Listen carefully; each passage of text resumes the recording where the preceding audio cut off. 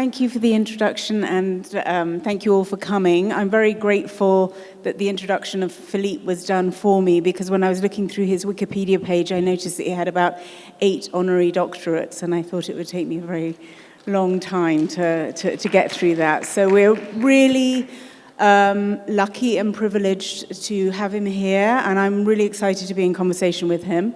I've got a lot of questions for him, which I'd like to get through if possible. And I've been trying to basically mold the conversation around the themes brought up in the title of this panel, which is exile, justice, and courage, dwelling on the 3 of them with regards to how they tie into this extraordinary book about an island you might not even have heard of, and a woman you probably have not heard of, and the quest for justice through the mechanism of international law, which is something that has come up in a lot of the panels today, with a lot of questions being brought about, how can we use this tool that we have such hopes in? This is one example of how it can work, which we need, because we need hope in these dark times. But before I go on to the thematic, I just want to talk a little bit about writing and writing style, because I think there are very few lawyers who write as well as you do in terms of being able to bring the personal, the professional, the evolution of a court. How do you bring something as dry as a court to life? And I was just wondering, because I know you've also judged on literary prizes, who are your sort of sources for inspiration as a writer? I was thinking of W.G. Sebald because of the use of photos, and occasionally you have these wonderful digressions where you start talking about like the history of a ship and where that ship came from. They're like tiny, but they give a sense of atmosphere. So, writing style. Well, first off, thank you, Selma. It's wonderful to be here with you. It's amazing to be here in Jaipur, and thank you all for coming. So basically, lawyers sort of can't write in a way that is accessible. I'm hearing that people can't hear. Are you able to hear me? Sort of. Can people hear me? Hands up if you can hear me. Yes, people can hear me. It's just the front row. Sorry. What I said was, lawyers basically cannot write. Yes, we can write for judges. Yes, we can write long documents. But we can't write accessibly about the extraordinary material that comes before us all. Every lawyer in the room will understand what I'm talking about the human condition, who we are, why we do what we do, how we interact with people, how we dispute, and how we resolve disputes. I was very lucky in moving from being a barrister and an academic at the university into writing what are called trade books. I think the genre that's been given to me is called literary nonfiction. You ask a very significant question: who are my inspirations? There are many. I'm a very big reader of fiction and nonfiction. But I have to tell you, if one person stands out, it's the good fortune I had of being a neighbor of the English writer David Cornwall, better known as John le Carré. John le Carré was my neighbor. For 20 years, we would have lunch about once every 6 weeks at our local pub. We came to know each other during the Iraq War, which he was opposed to. I was very active against the war as being illegal under international law. He was interested in knowing how you determined the legality and illegality of an issue. And as I got to know him better and better, I developed a role in about the last 10 novels that he wrote. One of the things some of you may have noticed is that in every John le Carré novel, there is a disgusting lawyer. And my role was to check that the disgusting lawyer spoke, dressed, acted like a lawyer. He would turn up at the front door, he would have the manuscript in front of him, and he would just say, usual procedure. And the usual procedure was that I had to check the 3 lines out of 500 pages, but he never put a little sticky saying it's at page 274 or page... So I had to read the entire novel. Of course, this turned out to be a blessing because I came to understand his techniques. It's not formulaic, but one of the things you pick up when you read a John le Carré novel is that you understand that every word is there for a reason. And if he puts a tiny little detail at page 3, you're trying to work out why it's there. And he explained to me that the reader reads with a double brain. One part of the brain is just understanding the story. The other part of the brain is trying to convince the reader that they are more intelligent than the writer and that they will work out the big reveal before it's revealed. And that I learned from John le Carré. Fantastic. Well, it works very well in terms of creating a book which is suspenseful and dramatic and personal and inspirational. And so with that, I'd like to move to the place and the person who are central to this story. The place is the Chagosian archipelago, and so just think desert island, idyllic desert island with palm trees, around 3,000 inhabitants of slave descent. And one of the people there is Liseby Elyse, and she's our heroine. And she's living there perfectly happily until 1965. So we're going to jump to 1965. I want you to explain what happened to her in 1965 and what is the connection of this country to that event. So I'm going to go a little bit back in time to 1814, when Britain becomes the colonial power taking over from the French, an island called Ile-de-France, which the British rename Mauritius. And Mauritius has a dependency of 58 small islands arranged in an archipelago called the Chagos Archipelago. Starting really in the mid-19th century, indentured workers arrive to work for the British in Mauritius, and they come from India, what is today India. And that is why the connections between India and Mauritius are so close, because the largest population that basically is in power in Mauritius is an ethnically Indian Hindu population. That population grows up, new generations come. 1945 comes along, the move, which India knows better than any other country in the world, towards independence, decolonization, the end of colonial rule. How do we get rid of the British? The Mauritians start to really agitate in their leadership in the early 1960s, and in 1965, the Mauritian leadership, led by Dr. Ramgoolam, travels to London to meet with Harold Wilson, the British Prime Minister, who has with him a piece of paper called the Frighten Them with Hope paper. And you in India know better than anyone the British techniques of duress and divide and conquer. And what Wilson says to Ramgoolam and the other leadership is, we will give you independence, the hope part of the technique, but only if you accept that we keep a part of the territory, the Chagos Archipelago. Under duress, the Mauritian leadership accedes.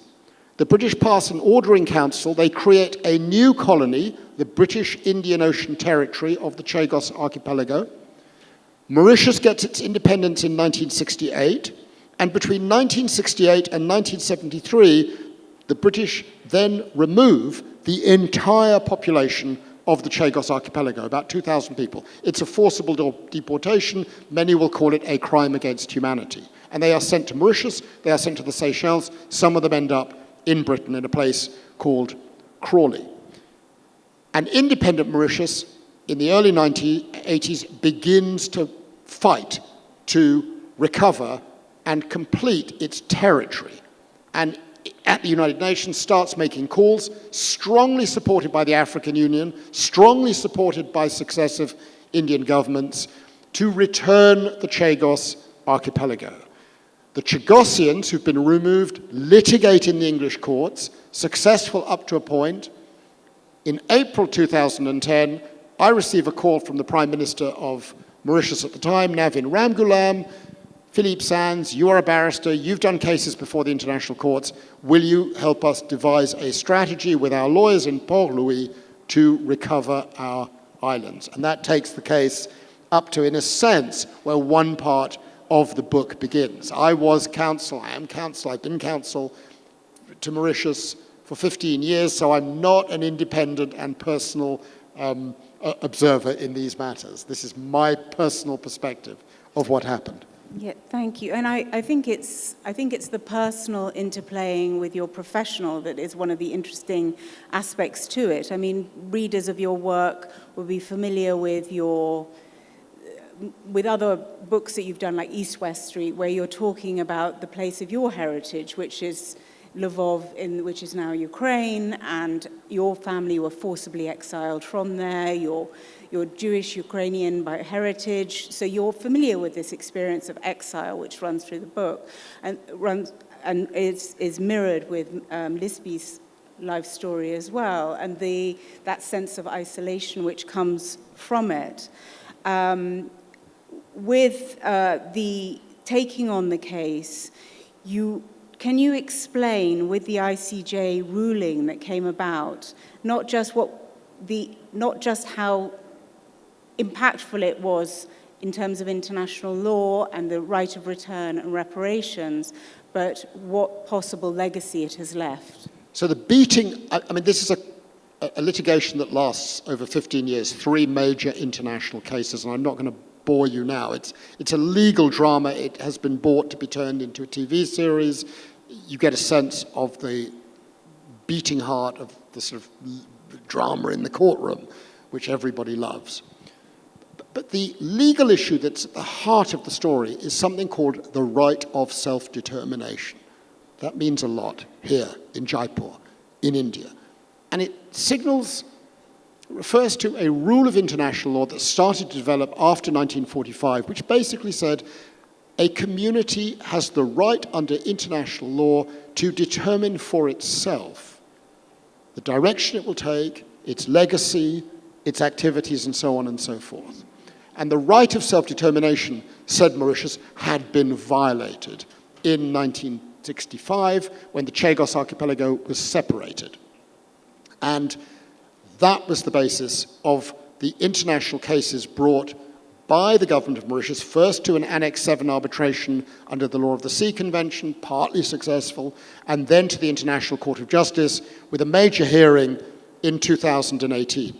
And the basic argument was the right of self-determination means that when a state obtains its independence, whether it's India, whether it's Ireland, whether it's Mauritius, that independence is in accordance with the boundaries that existed at the time of colonialism. And you are only allowed to chop off a part of the colony if the affected population has given its consent. And the Mauritians said, we never gave our consent. It was done under duress. The most significant population, but not the only relevant one, is the Chagosian population. And so when we prepared the case to argue before the World Court in The Hague that Mauritius's right to self-determination and territorial integrity had been violated, we knew that we had to bring before the court a witness from the Chagos archipelago. We went through a long process, and we ended up settling on a person who is remarkable, a sort of hero for me now, who I've come to know very well and who has become a very dear friend. Her name is Liseby Elyse. She was born in 1953. When she was 20 years old, she told me, on her island, one of the 58, which is called Perros Baños, she saw something she had never seen before, a white man, a white person on her island, who approached her and who said, you have 24 hours to pack up your bags. You will be leaving tomorrow. The island is being closed. Everyone is going. Put yourself in that spot and imagine what that means. This is a lady, newly married, pregnant, cannot read, cannot write, descended from enslaved people. And she said to me, Philippe, the one thing that I remember most powerfully was they said, you are allowed one suitcase. And the moment she said that to me, that connected in a deeply powerful way, because that was exactly what my great-grandmother, who I never met, was told in July 1942. She was living in Vienna, and the Germans said to her, "You will leave, you have 24 hours, one suitcase, goodbye." And so, in this curious way, there's this connection between this guy, privileged, white, living in London, descended from someone with that background, and this remarkable person. And we've been bonded ever since that conversation. She became the person who gave testimony at the International Court of Justice. Her testimony lasted 3 minutes and 47 seconds. I opened the book with her testimony. I've done about 30 cases before the International Court of Justice. This is the single most powerful moment I have ever lived before the International Court of Justice. This was a lady standing up, it was in the end in a video recording, she was in court, explaining what happened to her. And it's like being in the theatre or at a concert. The atmosphere in the courtroom, the great Hall of Justice, instantly changed. And subsequently, some of the judges who I know after the case was over said, that was the key moment in the case. That was when we understood what this case was really about. Not a technical, legal issue, but a deeply human story about a woman and her community who had been wronged. And that signals to me the vital role that individuals can play on these matters. And for me, as a Palestinian, the case has been very significant for us, and there's also, I'm aware that you were at the International Court of Justice last July speaking on behalf of the Palestinian Authority with regards to the illegality of the occupation.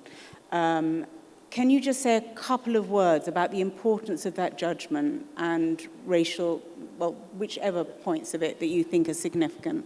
So the decision, in February 2019, the International Court of Justice hands down an incredible and historic decision in which, in effect, without dissent, all the judges rule that what happened in 1965 was illegal because the Mauritian people had not given their consent to what had happened.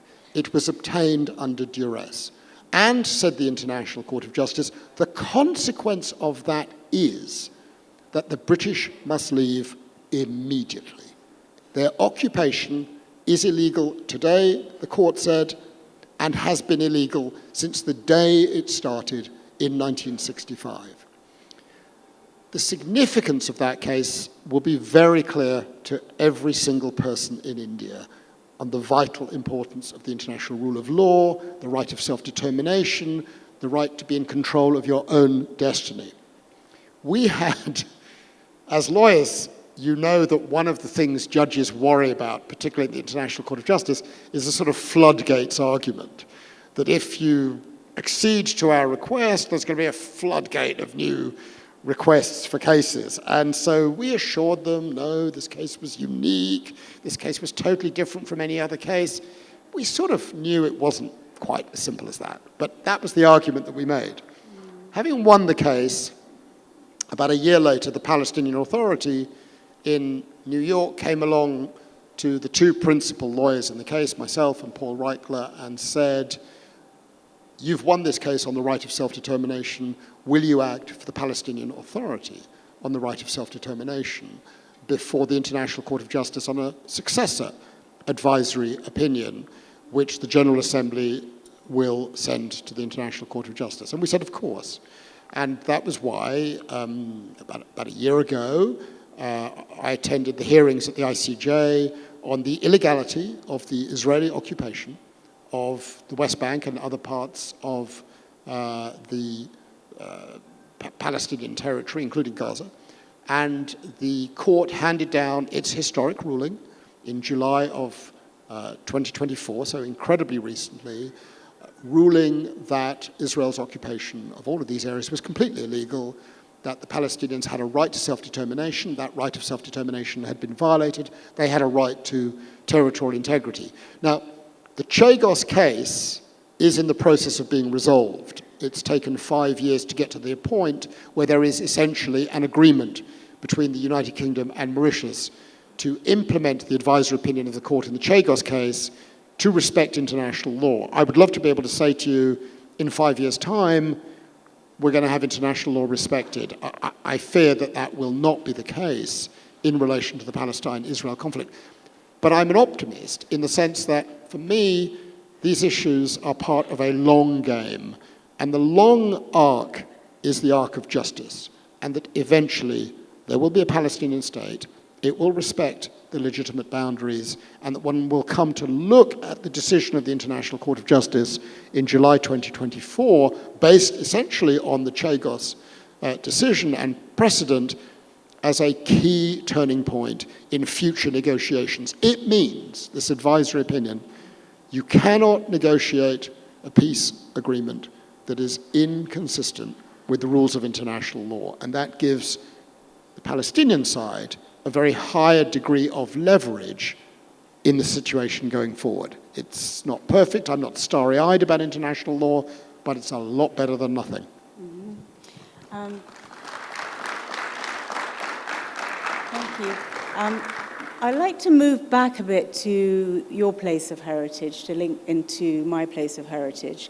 When I was sort of preparing for this talk, I saw a documentary called My Nazi Legacy, where you went back to Lvov, and you're in a synagogue which has been completely destroyed, the place where a lot of your family members, is it nine? My grandfather's entire family, 80 people. Family. The synagogue is burnt out, and you're in the company of a man, one of two, in this excellent documentary, whose father was one of the key perpetrators for that extermination of a people, systematic genocide of a people. And you're talking to him, and he liked his father. He really liked his father. There are two men in this. One didn't like his father, one liked his father. And what I found extraordinary, which is in the film, is that it didn't matter what evidence you dug up and presented him with, he couldn't accept that his father knew what was going on or that his father was a bad man. And you were talking to him, and I couldn't imagine what emotion you were going through. I could kind of see a pulse in the sort of your head kind of thing. And you said afterwards, when you were talking about that experience of talking to him, where it's sort of like the emotion overrides the evidence. In a way, with Liseby giving that testimony to the court, you're sort of seeing, again, that the emotion can be very important, the narrative, the story, the connection, whatever the evidence. The evidence is important. But you personally were reflecting on what this meant to you as a lawyer, and you said, I understand that tribal instinct, and indeed I feel it myself when I see that girl in the red dress. You're looking at a photo of a girl in the ghetto. But as a lawyer, I've learnt to mistrust being swayed by such feelings, to avoid a tribal instinct when it comes to dealing with issues of justice. That's one of the reasons why we have courts. So in terms of like tribal instincts, we've ended up, we were born into different tribes when it comes to a piece of land and how it's being fought over at the moment. And the definitions, international legal definitions, are making headline news. Apartheid, genocide. Every time you talk about what's going on in Gaza, it's like, well, is it that or is it not that? And I partly feel that it's a little bit of a Steve Bannon thing going on, that you throw out these debates that distract everybody from the situation on the ground. There's particularly been a lot of contention around genocide. I don't think we need to go into the ins and outs or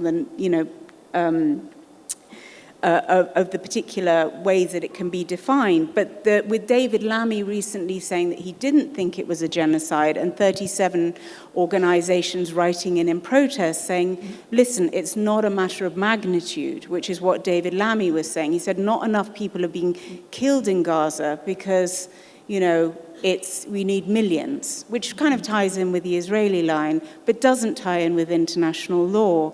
And I was just wondering for you, as somebody from if you could say, the Jewish tribe, dealing with, in that international legal world where your word is so important, how does it feel to be sort of wrestling day by day between, what is legal and right? What is the government? And you know people in government because there are human rights lawyers like you, Keir Starmer, Richard Hermer.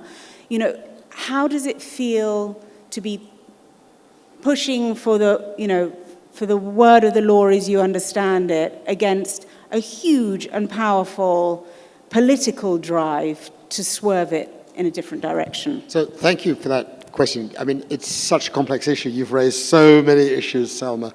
To give you some context, in 2016, I published a book called East-West Street.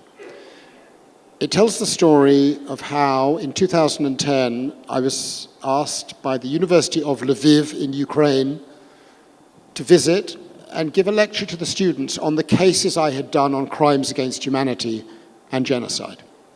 I accepted the invitation not because I had any desire to give such a lecture, but because it turned out, I discovered, my grandfather had been born in the city of Lviv, when it was called Lemberg in the Austro-Hungarian Empire, or Lvov in the Polish parlance, or Lvov in the Russian parlance. I spent the summer of 2010 preparing to go back. My mother gave me various papers. I wanted to find the house. I did find the house, which was a source of much happiness. But I also stumbled across something that was a sort of amazing coincidence. The man who invented the concept of crimes against humanity in international law, Herschel Lauterpacht, professor of international law at Cambridge University, came from Lviv and studied at the law school that had invited me to give the lecture, and the people who had given me the invitation were not aware of the fact. How remarkable, I thought. I'm going to arrive there and tell them, what I've discovered.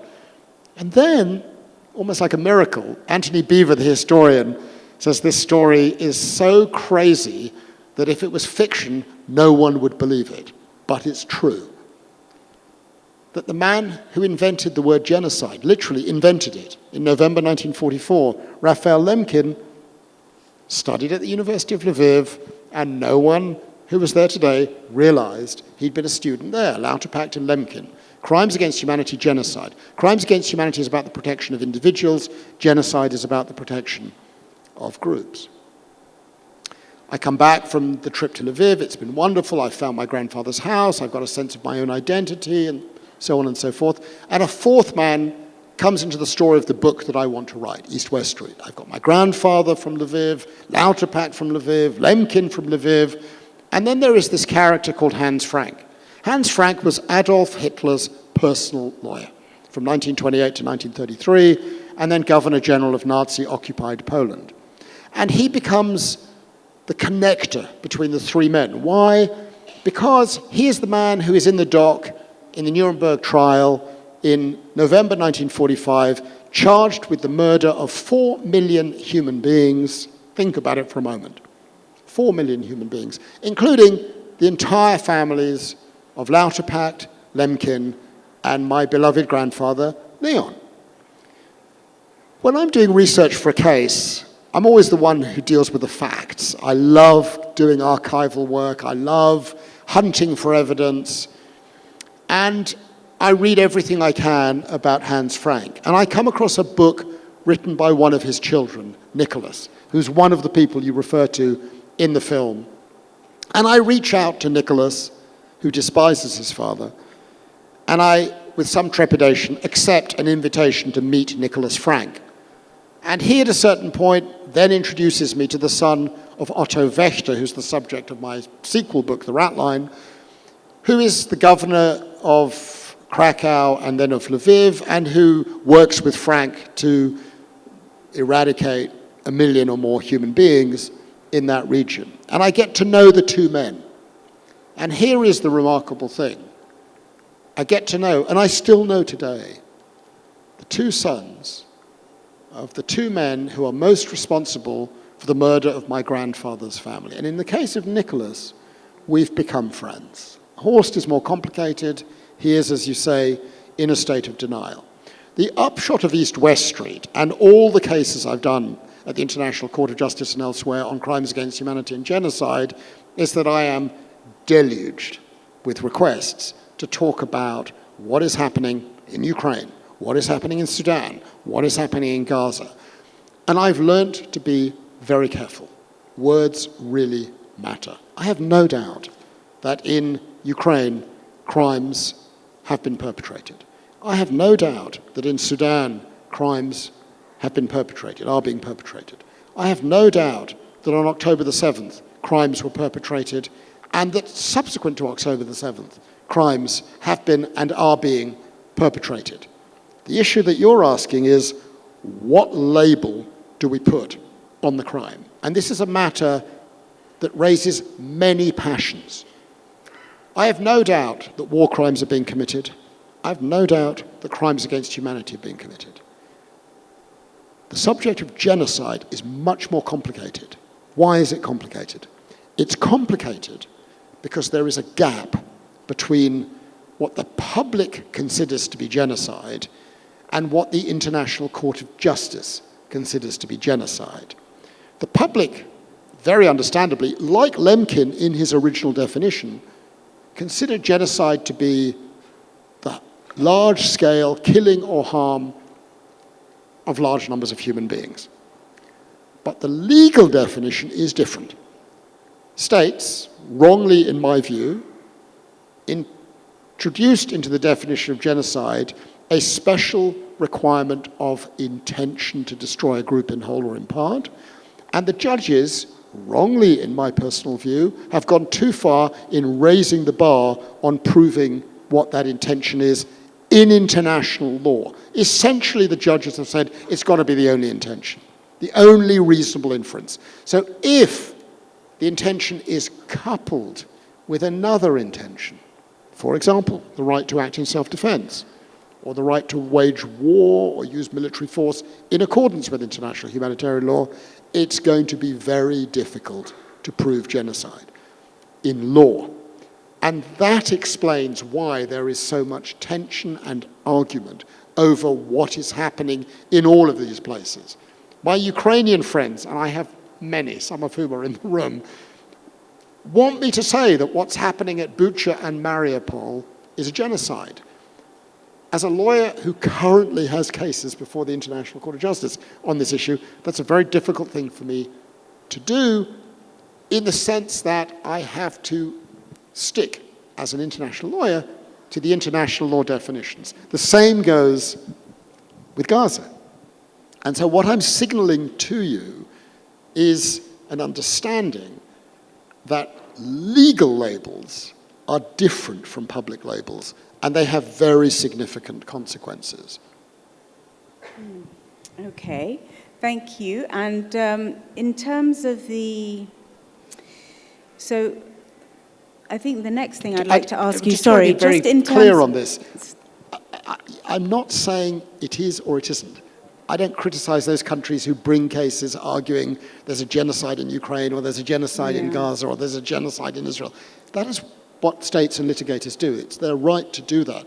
I'm not saying it is, I'm not saying it isn't. I'm saying it's a complex issue that the law is going to turn on the particular facts, and the judges, in certain cases, have been very resistant. I am very bruised by having argued for 15 years for Croatia against Serbia that what happened at Vukovar in 1993 and 1994 was a genocide, and the court saying no, it wasn't. So that's the context for my caution over labels. Okay. I'd just like to move on to more of a position of hope from where we are at. In terms of one of the things I really loved in this book was also the coverage of having studied law myself and not been as diligent or as enthusiastic a student of most of my legal studies, but having loved public international law, it was particularly exciting for me to see you reference cases like the Nicaragua case, which I remember reading about so clearly as being so shocking to me in terms of seeing how what the US had done in Nicaragua I hadn't been aware of, and how the US had ignored that judgment.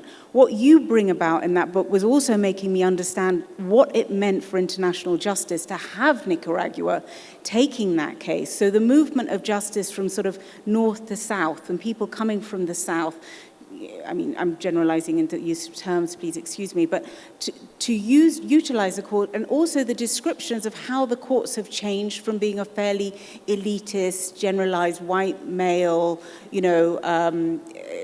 constitution of both judges and lawyers, how that's radically reformed, how it's now, in recent days, there's been a Hague group, which has been composed of countries from the global south who have come together to seek the enforcement of ICC arrest warrants and ICJ judgments. So that shift was that history of the court, the potential for change. Could you just comment a bit on how you think those international courts, these fragile flowers that we have, how we can make them more robust, more powerful, and do we want them to, and what have we got to look out for? So a huge change has taken place. The best way I can illustrate that is by just mentioning very briefly a case from 1966, the Southwest Africa case. Ethiopia and Liberia bring a case against South Africa to argue that the practice of apartheid in Southwest Africa, today Namibia, is contrary to international law. What does the court do in the worst judgment it has ever given?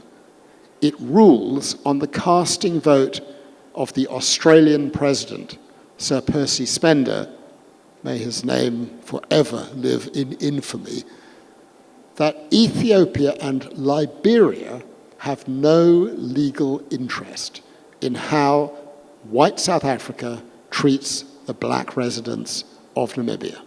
For 20 years after that case, no country from the global south went to the International Court of Justice. It was seen as the white man's court. Everything changed in 1984, the case that you mentioned, when Nicaragua brought a case against the United States and won. And what the Chagos case does is it signals the final break from the Southwest Africa case and the moment where the ICJ truly became a court that represents the whole of international society, not just the successful, victorious powers who happened to create it in 1945. The consequence of that, of course, we are seeing.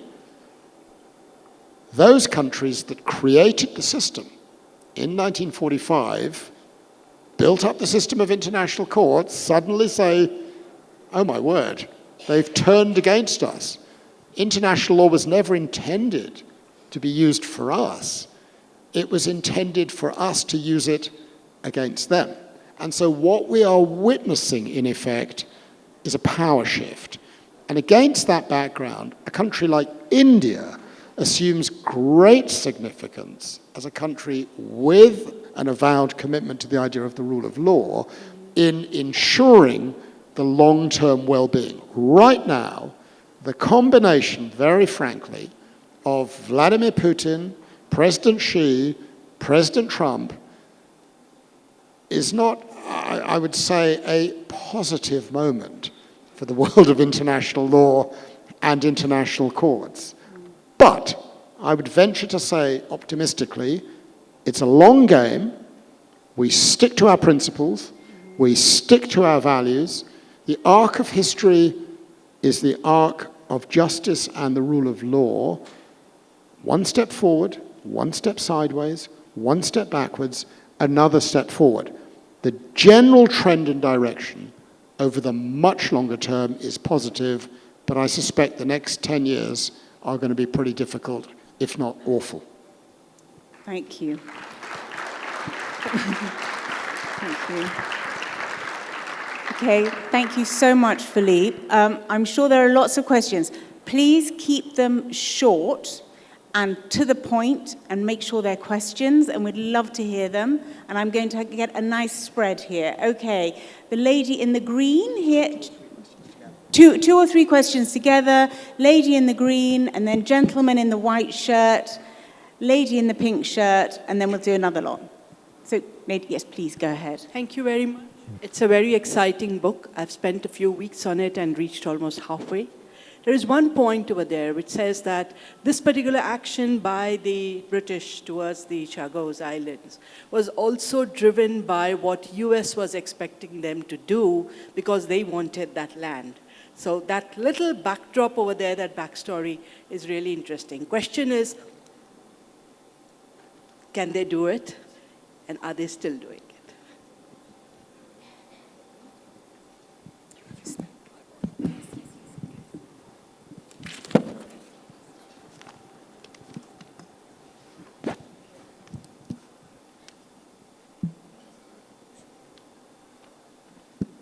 Hello. Yes, you can hear me. Well, I am from Mauritius, Mauritius National. I just wanted to know.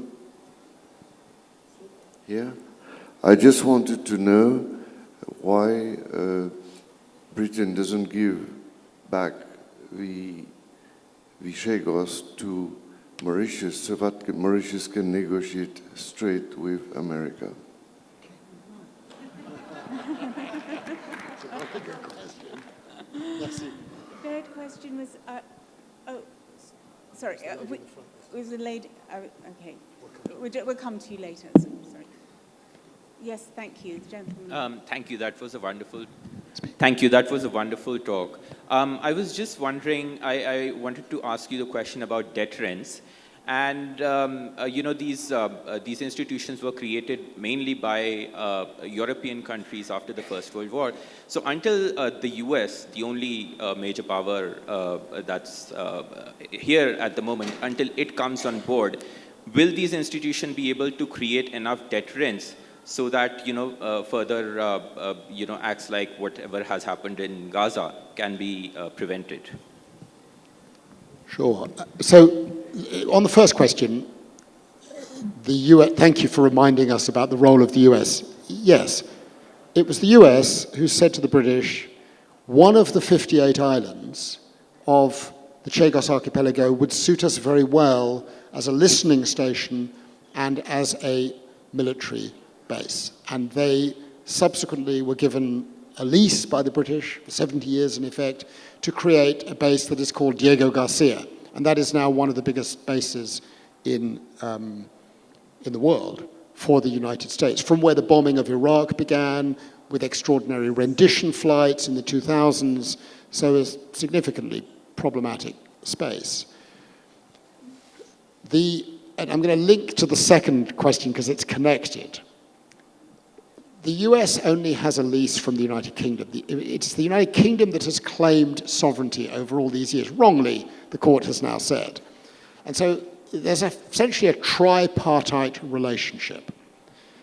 And the British, whose colonial writ, shall we say, is somewhat limited these days, would like to hold on to a bit of real estate in some way to be able to give something to the Americans. And so the negotiations at the instance of the Americans has been to say, let the British and the Mauritians work out an arrangement, which has now effectively been done, and the British, and the understanding of Mauritius and the British is the United States base will continue and the US will in effect have a sublease for a further lengthy period of time.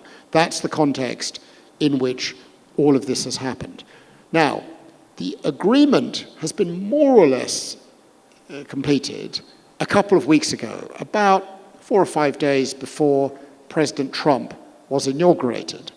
And the hope, and maybe even the expectation, was that it would be signed and completed in the period before Mr. Trump's inauguration. It was not. Essentially, as I read it, the British blinked and said, we will wait until President Trump has approved this agreement before we proceed. And that is why we're in this interim moment of delay as to what's going to happen next.